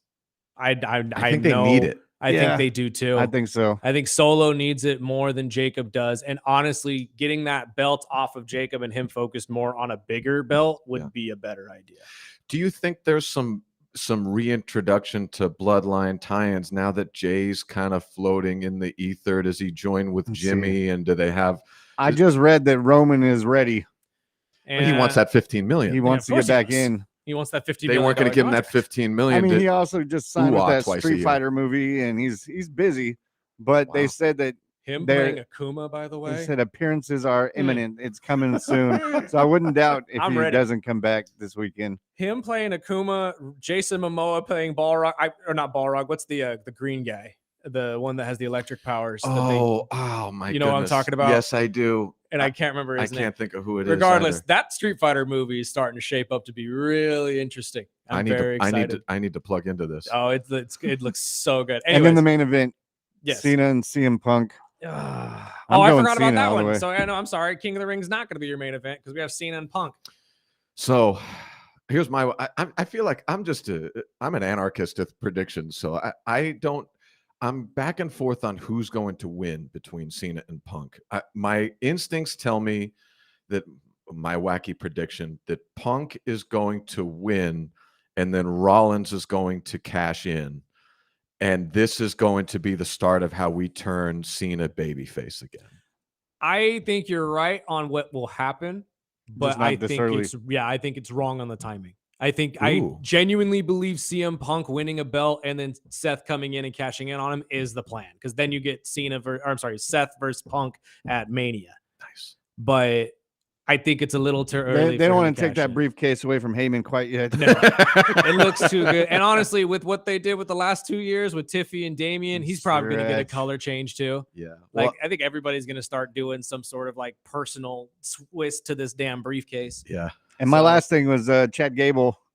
I guess he's having surgery, and they did mention in the report that Americano will be he'll be next to him taking care Well, of but him. see, here's the rumor I keep hearing though, is that they're gonna have the other kids, the Creed brothers, wear that while he's gone. We're The gonna guy- get Julius Creed and people that are just slightly not his build. Like they did with Doink. Exactly. Where we had a And tall it's- Doink, a and small then Doink, Michael the Cole's midget gonna be like, Doinks. how is this possible? He's in the hospital. Yeah. So I said I've never been to a wrestling event before. That's wrong. I did go to one when I was 10, and I watched. It was Dink. it was Doink and Doink, Dink, Wink, and Fink. They were Shut your some mouth. they were some Yep. tiny fellows against Oh, Jerry the King no. Lawler and just 4 tiny little gestures. Yes, I remember that. Gestures. I remember that. Did was you that remember was that a house show? This was It's- Northeast in your house. Pennsylvania. House In your show. house. Yeah. I That think was- that's when they first came out with In Your House. Is wasn't it really? Because I was Yeah. gonna say, if that was I on remember that television match. and I don't remember this, I'm very. I think there was like disappointed. pies or something involved and something. Oh, with- because I with remember they Doink? had the Of course. white- This was at a VFW in Pennsylvania. So the first time I ever saw a smaller fellow, I saw 6 of them dressed like clowns and kings Smaller wrestling each other. I feel like that's as good as I can do. No, absolutely. If Absolutely. I, and I cleaned that up. Yes, we did. We cleaned that up very much. Oh Lord, that's hilarious. And you know what? I don't remember that at all. Well, I don't remember it because obviously, but I don't remember that being a thing. I'm gonna have to dive back into those. I can't not remember. It's always It's playing gonna in be the back of my burned brain. in- Well, clearly See, you mine- forgot about it if you're just remembering now. My first remember was the first show I went to was the Bushwhackers licked the guy's head next to me. I was like slapping his hand because back in the day that's what you did. You slapped them on their shoulders when they Yeah. walked by. And I remember him grabbing the older guy next to us and licked Just the licking top his of his head. head. I'm like, Ugh. this is real. You know, oh my God. it's those moments though that make you just sit there and remember why you love wrestling Yeah, so much. and how the writing has evolved. When you look at the Bushwhackers, they go, okay, we've got these characters. They live in the bushes in the woods. Okay, what are they like? They're relatively clean shaven, but they wear overalls. Mm. They Yes. just lick each other. And that's when they could say, parts unknown. Yes, exactly, because you Ooh. don't have to say where they came from. at Always all. fun. Real quick before we let you go, because I know we're running out of time, we got to talk basketball a little bit. Oh, Too. please. Are you a Sixers fan? No No. one's a Sixers Oh, fan. you're a in my Laker fan. opinion. Not That's even right. I was Joel. like, well, I knew you were an Eagles fan, so I was like, maybe it carries over. But this whole Ace Bailey thing, what do you think? I think so. We just talked to Evan Cohen. He's saying 80-20 he shows up to Utah. I think- agree. but- Yeah, I think he will show up. I think it's poor practice. Same thing with Shedeur Sanders to try to control where you're going to go. But the But new see, I'm Please. sorry, not to cut you off, because this is kept meaning to bring this up with Evan too. Should we not be blaming his representation, not him? Well, it's structural now. It's his representation, but also he's probably a millionaire now. It's not the same as it was before. True. And we've now set up a structure where they just came from a level where this is where they do it. Yeah. He does a year somewhere and then he goes, all right, who loves me wants the me? most? Yeah. Who's and going to pay me? And so, yeah, they're used to dictating their own way, and they're going to, again, you can credit LeBron for better or worse player empowerment with the 3-year structured deals instead of True. the 5 to 10-year structured deals. True. This is how the league is now. So they come in business as usual, and they think they're going to dictate where they're going to go. I don't think it's going to work, but I wonder if we're going to see an equal and opposite reaction from the league when it's collective bargaining time. Right. And honestly, well, that's where my question is, though, because we get stories that his representation is telling people in the top 5 don't take him. Otherwise, we're not showing up. And it's like that. I feel like this is on the rep. I like everything that you hear from the kid is, I'm just here to play basketball. Yeah. But everything we hear from his representation is no, maybe you, no, maybe you. Yeah, It's but like, it started months ago when he was Fair. turning down visits. And I mean, that's really on him. I mean, he's 18, 19 years old, but I mean, he knows this is the big step from college to the big boys. right. And you know, we've talked about this on several different sports and different athletes. It's what the people you're surrounding yourself with. And it's the same thing with Shedeur. I mean, right when I was starting to like Shedeur, he got 2 speeding tickets. And I'm like, damn, dude, just shake it off and like find a bubble. You know, a lot of the players will say they go back to video games. Mhm. They'll stay in their room, play video games, you know, study tape, workout, and just stay focused. And we're seeing a lot of these younger, as the players get younger in these drafts, you know, I think we're going to see a lot of the prima donna type things that they're not showing. I don't want to play with that team. Yeah. They're not paying me enough. And we're going to see the same thing with LeBron. Is his option. He is probably going to decline his option to get more money, like he needs it. Right. But it's the same thing, and it starts from who you surround yourself with. Do you think we're headed towards 1-year rookie deals? I think so, and it's unintended consequences. I think we're going to get all of that stuff. And I spent 20 years saying we need to pay the college players and we need better player empowerment. We don't want someone on a Scottie Pippen 12-year deal, but sometime someone should sit us down and say, are you sure that you want to free Britney? Here's the thing, though. Even if somebody, God dang it, even if somebody even sat us down and told us that, though, and we would still think yes, because that's just how society is. We overdo Overcorrect. it every time. Yeah, we overcorrect on everything. Yes. So that's essentially what this was. We were at a point where there was no player empowerment. Now there's too much of it. And if there's one thing I can tell you as a tremendously substandard lawyer is that any policy creation is typically done in the laziest, most time efficient way. So yes, we should pay the players, but how did they do that? Did they spend that 12 years of debate putting in a solid system? No, they just went, all right, what's the easiest way we can get this off our plate? And now they're going to spend the next 12 years trying to fix it. And it's like something we started the show with. I'm starting to feel bad for Utah. I mean, they got screwed out of the first pick, so they didn't get Cooper. The reps were telling them, don't draft Ace. Do not draft him. We won't show luckily, up. you know, their owner said, don't tell me where to draft my players. And, I mean, he stood up for himself and got the best player available. But to go into football, because I'm sure by the next time you come here in a couple of weeks, we'll be talking about mini camp and preseason. And but one of the things Evan brought up in the morning show was that people like him were thinking that Shedeur is going to have a better rookie year than Travis Hunter.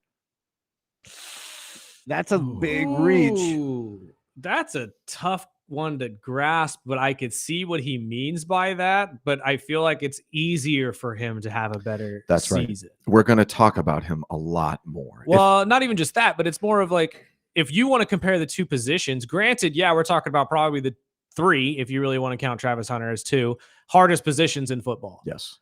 And Travis is going to be way more in the limelight and have way more opportunities to get, blown up by other players. Sure. Whereas Shedeur really is only on the field half the time and can have double the popularity because he plays quarterback. Yeah, well, Travis is going to be CB1. Do we even know for sure? I haven't plugged into this. Do we know for sure that Shedeur is going to be QB1 yet? No. Not yet, but I'm assuming with the way things are working, like and how the camp's been going, he will be by probably week 3 or 4. Okay.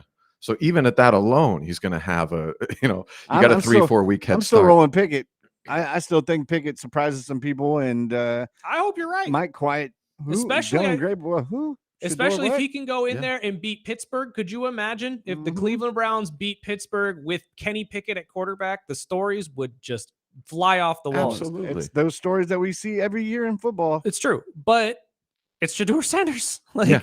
if you didn't draft Shedeur Sanders not to play Shedeur Sanders. That's right. Like, Kenny Pickett throws 2 interceptions in week 1. yeah, The and we're entire city will automatically revolt. talking about it. Kenny Pickett can't play quarterback. Put in Shedeur. Put in Shedeur. Put in Yeah. Shedeur. Like, Yeah. like, that's all we're going to be talking about. That's So that's right. why I'm saying, like, it is much easier, in my opinion, for Shedeur Sanders to be seen as having a better rookie season than Travis, because Travis is going to have to play wide receiver, cornerback, and probably return kicks for you, while Shedeur only has to play quarterback. And I say only, but and not to mention that's the number 1 position in the NFL that everybody talks about. How exciting that is, by the way, to get a Cordell Stewart type slash that's going to get his mainstream publicity rightful due. Well, the From Browns have day already one. won because we're talking about their Cleveland. 3rd string quarterback. Yeah, we're not talking about their former first string. I was going to quarterback. say, I was going to say That's a nice little flip. That's Although, before we let him go, thoughts on Justin Tucker getting a 10-year slap on the wrist? what, Or I'm sorry, did he get? 10-game slap on the wrist. 10-game slap on the, and what is he? He's like 48 years old. That's isn't what he? I'm saying. Like, And- as if he was going to play football ever again. Boy, to be I think he does. to be Do you a think he kicker. comes back I after think this he 10 year? does. But Or 10 we'll day? get into that story because that's a whole different thing. I don't understand how they can slap him on the wrist and Rashee Rice can still play. That just makes Nah, my head that's a spin. valid point. That But is- before we let you go, when's the next upcoming shows? I know you have some out of town. Well, if you live in a particular neighborhood of Seven Oaks tonight, I will be trying not to say bad words for about 25 to 35 minutes, and I hadn't sleep a lot, so How successful have you been at that? I've been relatively successful. So I always promise on the way in that I'm going to be a choir boy. Hey, he didn't cuss today on the show. No, he didn't. Well, I can do it. We clearly have seen he can do it for That's 30 right. minutes. I can put my dad's work suit on, and Like pretend to other be a big comics that have boy. been on the show, Yeah, huh? well, Well, don't you have a upcoming show here in July too, right? July 19th, Tembler Brewing Company. Yeah, I do have that one, and I will be a bad boy at that one. Yes, the wife and I will be there to see. Well, we appreciate your Burdick, time, I will- brother. Oh, yeah, I'll be there. And don't forget, set your DVR because I believe SmackDown is a bit earlier and Raw this week. Is it? Oh, you're right, because they'd be in Saudi, so it might actually be I here think in a it's at couple hours. noon or Yeah. 3. I can't remember which one I'll it have was. to double check that, but I think you're right. But we appreciate your time, Flail. We'll see you in a couple weeks. Thank you as always. Enjoy Love your you, 4th of brother. July. Enjoy the Seven Oaks show. Yeah, really. Is that in someone's backyard or people can actually buy tickets to that? Well, it depends. If they don't arrest me at the gate and haul me out, it's supposed to be at a very nice community venue. That they Oh, got okay. there. Yeah. Well, we'll talk to you in a couple weeks and text in your questions or comments as we wrap up the show right after this on the Early Bird Special, ESPN Bakersfield, 12:30 a.m. 101.1 FM.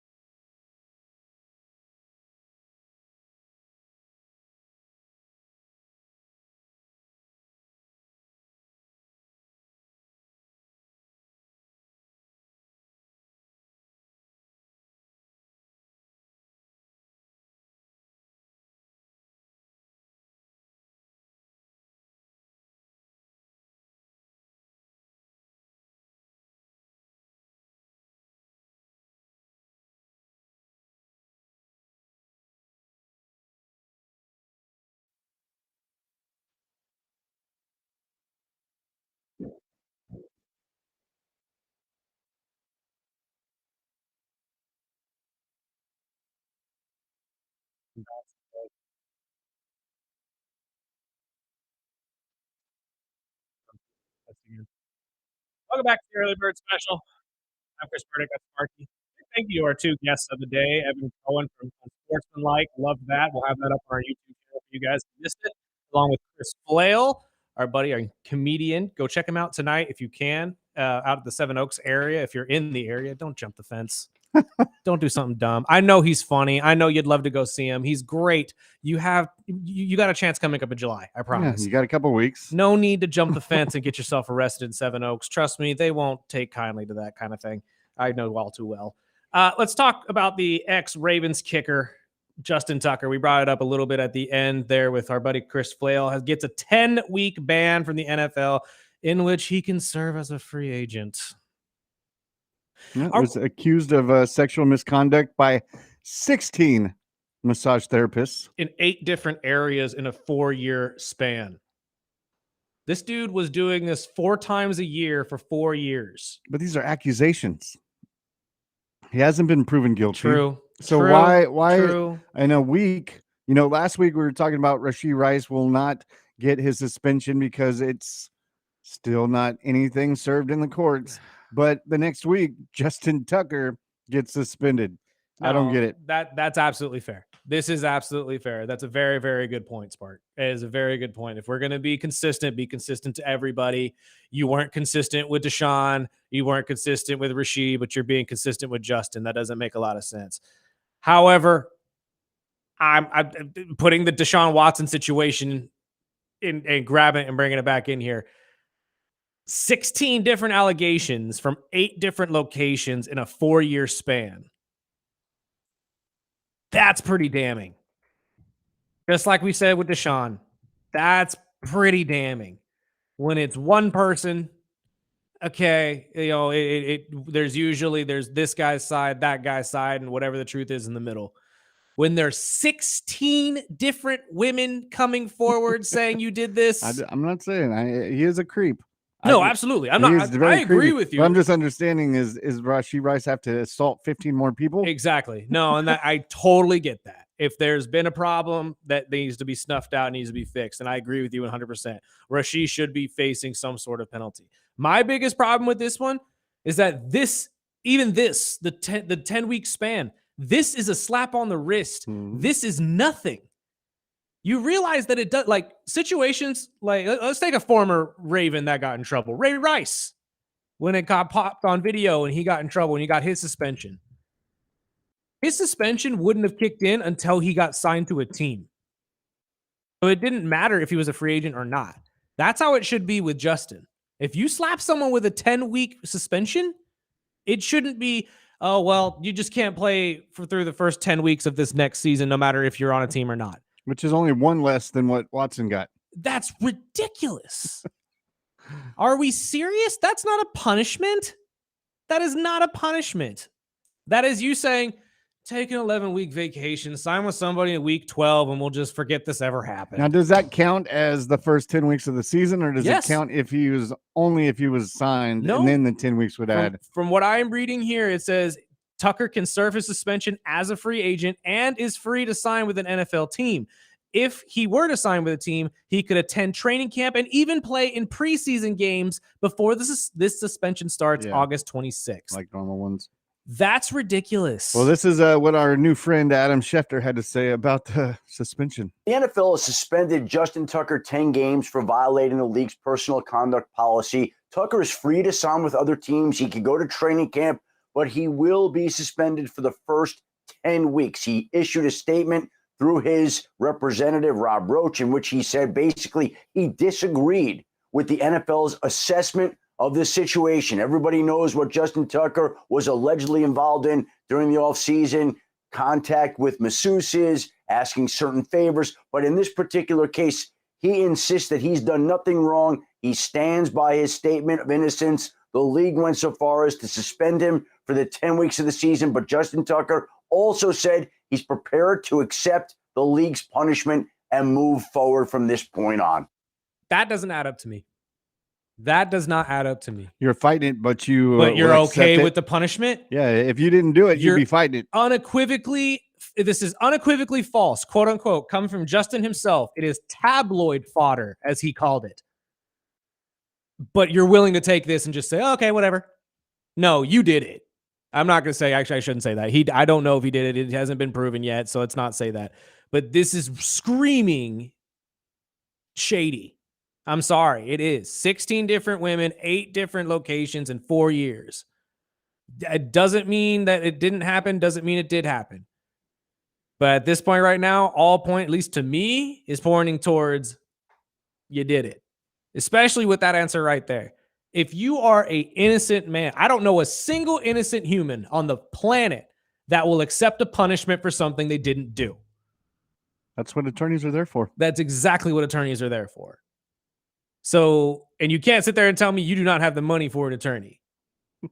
So let's not, like, I agree with you, Spark, that technically he hasn't been, he hasn't found guilty of any of this. He's just been accused.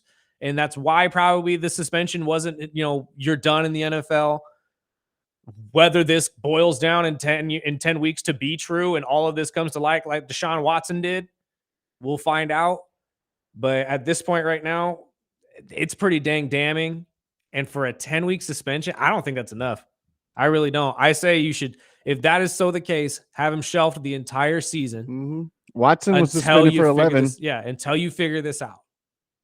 Until you fully figure out what went down and how this went down. And if it gets figured out legally, I think they should be suspended indefinitely. But that's just my personal opinion. And you can't sit there and say that he didn't have enough time to figure this out. Because these are allegations that are coming back from 2012 to 2016. This was back when he first came into the league. So you could be a completely different person now. Yeah. A completely different person. But back then doesn't mean you were that person then. So I don't know. I find this to be really fishy, especially somebody who sits there and says, I don't agree with this. This is tabloid fodder, but I'll take the suspension and walk away with it. And we'll just completely forget it ever happened. Well, we'll wrap up this segment. We'll get to your text, and we'll wrap up the week like we always do on what we're watching. And don't forget, if you're out this weekend and you're looking for something to do, we'll be out at the Battle of the Bartenders tomorrow from 2 to 6 at the Iron Lily. Get your tickets now. Raising money for Houchin Community Blood Bank, and we'll get to find out who is the best bartender here in town. And we are the Early Bird Special, ESPN Bakersfield, 12:30 a.m. 101.1 FM.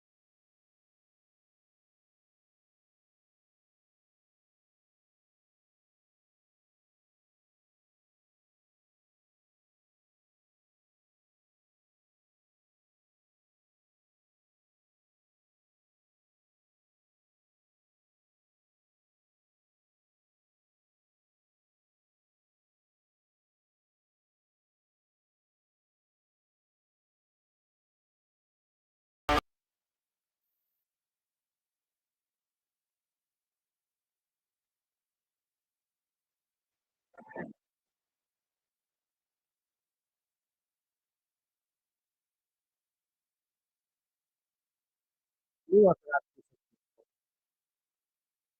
I was going to request a song at the end. That wasn't part. That's on me. Well, our first text goes right back to wrestling, where they say Sweet. CM Punk wins, but Rollins cashes in and walks out with the title. Boo. Boo boo. Cody wins, but turns heel. Also boo boo. Jade wins. She's got to win something. Chica Yeah. Fatu beats the living hell out of Solo. Probably match of the night. Rhea wins. Crossman. Those predictions are solid. I can't say they aren't. I don't. I still stand on our statement. Though. I think it's a little too early. A little too early to get Cody Lander. No, it's a little too early to get CM Punk and Seth Rollins, especially. Seth is going to hold that thing forever. Yeah, and I genuinely believe John is going to hold this thing until he retires. I don't think they're taking that belt off Cena. At least not yet. You still have a handful of things you're going to go through with the John Cena, retirement tour and all of his greatest moments. So I think it's a little early to be taking that belt off of the great one. And I think Solo wins. I do too. I think it fits. I think JC helps Solo win somehow, or maybe this is where we get the third Tonga brother, or maybe the Tongans come back. Gosh, only know. Like the bloodline is going to be coming back eventually, and Solo's going to be back to the Samoan Godfather we all know and love. And the next one says, can't wait for Kershaw next start. He should be a member of the 3000 Ks club. Let's go. First ballot Hall of Famer. 100%. 100%. There's no, and honestly, statistically, and we got a couple minutes here. So if you're a Dodger fan, text in real quick and let's get your answers. 661-842-2000. Is Clayton the best pitcher you've ever had? I mean, statistically speaking, it's much like Derek Carr. There's not a lot of people that are better than him. If you're a Raider fan, there's not a lot of quarterbacks that are better than Derek Carr, statistically speaking. So is Clayton Kershaw the greatest the greatest pitcher you guys have ever had? I'd say no. But there's a lot of people on the internet right now that are arguing yes. He struck out 5 and 6 innings yesterday in their 3-1 win over the Rockies. And I thought if he was gonna do it this week, it would have been against the Rockies. Honestly, yeah. It is the worst team in baseball. But I believe they play the Giants next. I think so. And honestly, I think they would have pulled him at 7 Ks. And here's why. Imagine that moment when Clayton finally gets 3,000 in Dodger Stadium. That entire crowd. You want to talk about the game pausing for a couple minutes? We're going to take a whole inning just to celebrate Clayton Kershaw hitting 3,000. And I say we as in that's baseball, baby. Baseball fans in general are going to celebrate this. This is an accomplishment that not a lot of people can say they've gotten, and it's well-deserved. Clayton Kershaw has been one of the just pinnacles of consistency as a starting pitcher in the regular season, at least. Postseason, it's a completely different story. We won't go down that route. But 3,000 strikeouts is a hell of an accomplishment. I can't wait to see it. And honestly, we may hear him from here. Genuinely, we may hear all of Dodger Stadium roar from here in Bakersfield. That's how loud they may get when this actually happens. Well, they've got the White Sox next week. Do they? And the Astros after that. If he did it against the cheaters. Uh-huh. Oh, my God. Please do it, Roberts. It's probably not the game he's lined up on, but can we please have his 3,000th strikeout be against the cheating Astros? Please, God, the karma and just everything coming full circle would be great. You'd probably break a curse. I don't know. You would most likely break a baseball curse if you did that. The next one says, who goes number 1 today? Is it going to be Schaefer or Misa to the Islanders? Hockey draft is interesting to me because I don't follow college enough. Probably go with Schaefer. I think that's probably the safest bet. But again, I love watching hockey. I watch as much as humanly possible. But in terms of following it, like especially when it comes to their prospects, I am very, very far away from that right now. So, and then the last one says, I don't think Ace plays one game with the Jazz and he gets traded. I don't know about. Well, I mean, obviously, if he doesn't show up for work, they're gonna have to do something, right? But I genuinely believe you got a chance here if you're Utah. Ryan Smith, if there's any owner that I have seen that can talk any player into loving the state of Utah, it's Utah Jazz's owner, Ryan Smith. I'm telling you right now, it might happen. And let's take into account again, like I said earlier, this isn't the first time this has happened in the last couple years, in fact. The Cleveland Cavaliers turned around Evan Mobley's entire thought process of wanting to play in Cleveland, so much so that they brought his brother into play with them too. And he did pretty solid for us. He wasn't great, but he was great for the D-League team. Wish he was still on the squad, but he couldn't make the team. It sucks, but it is what it is. It is possible to turn these kids' minds around. Remember, he's a 19-year-old kid. And I'm standing on what I said, that I think the majority of what people are talking ill of him about, especially with this pre-draft process, is on his representation. It's not on him. Well, the last couple minutes, what are you watching this weekend? Obviously, King and Queen of the Ring at Night of Champions this weekend. And then I'm a creature of habit, Sparky. I dive back into old shows that are my favorites. So if you're an anime fan, I have been rewatching the Full Metal Alchemist series again because, God, it's the greatest thing on television. It is literally the greatest show on earth, and you cannot change my mind. But what do you got? I got a funeral to go to this afternoon, but then afterwards, I think my son and I are going to go see F1. Ooh, you need to let me know how that is. And then tomorrow, between Night of Champions and the Battle of the Bartenders, I have gotten a new show. I don't know how new it is, but I found it on Netflix. It popped up. It's called Animal Kingdom, which is a pretty intense show. If you liked shows like Breaking Bad or Sons of Anarchy, it's kind of right up in that alley. It's just a family of bank robbers, and it's just an intense kind of action-filled type show. But I think my son and I had talked about going back and starting the Daredevil season you were telling us about. No, Plus, I haven't watched the new LFG yet. You know what? I watched it, and we're going to bring that up on Tuesday with KG because I think that'll be a fun segment for us. Is it any of the people from season 1? Yes. Oh, yeah. Okay. Actually, there are quite a few returners from season 1, but that's kind of going to be what our segment's going to be, and I'll tease this, or not really tease, I'll tee it up for us so you can think about it over the weekend. Each of us, myself, you, and Kimball Woods over there, are going to pick one man and one woman that we believe are going to win LFG season 2. And we're going to do a draft ourselves just to see who, make it a little bit fun and see if we can incorporate LFG into the segment as well. Is this the same legends? Yes. No, Mickey James is no longer with us. That's now Michelle McCool, and Booker T actually walked out at one point during the episode. So who knows? We'll see next week. Join us 7 to 9. As always, this is the Early Bird Special on ESPN Bakersfield. Here comes the great Rich Eisen. Sparky, let's go home.